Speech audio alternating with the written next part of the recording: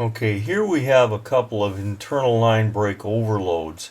These are mounted right on the windings of a motor, and they sense the temperature of the motor, and they're going to shut it off if the temperature gets too high.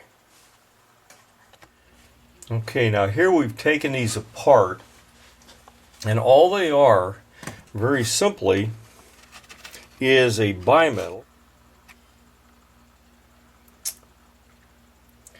Okay, the metal that has the writing on it is the bimetal, and a bimetal bends when it heats. The little button on the end is a contact, and as the bimetal bends, it breaks the contact. You can see that little button inside there.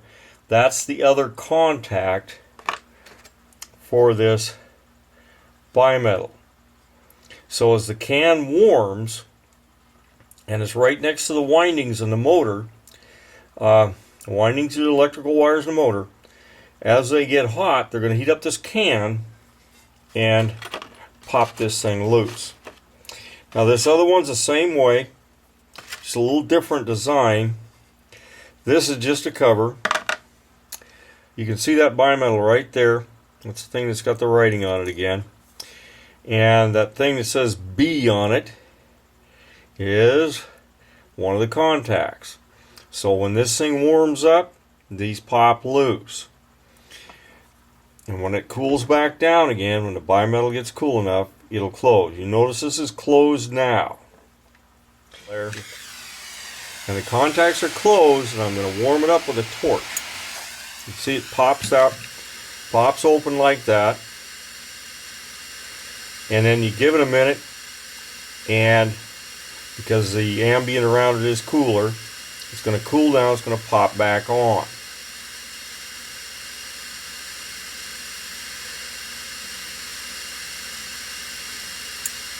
There you go, comes back on. Now these are made to pop off in two different ways. With me heating it externally, that popped it off.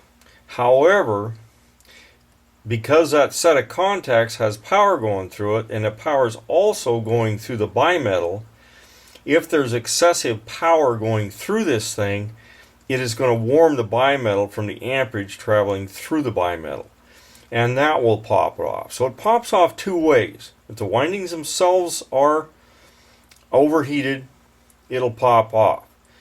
In order to protect the compressor effectively, it also has to be able to pop off when there's too much power traveling through the bimetal and the contacts, so that it will cut off quicker. Usually these things will kick off in, I don't know, 10 seconds.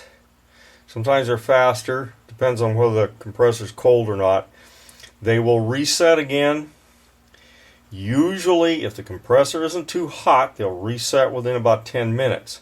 Manufacturers tell us wait 24 hours before you condemn one of these things. Because if this thing stays open for whatever reason, then the compressors failed, because these are not accessible.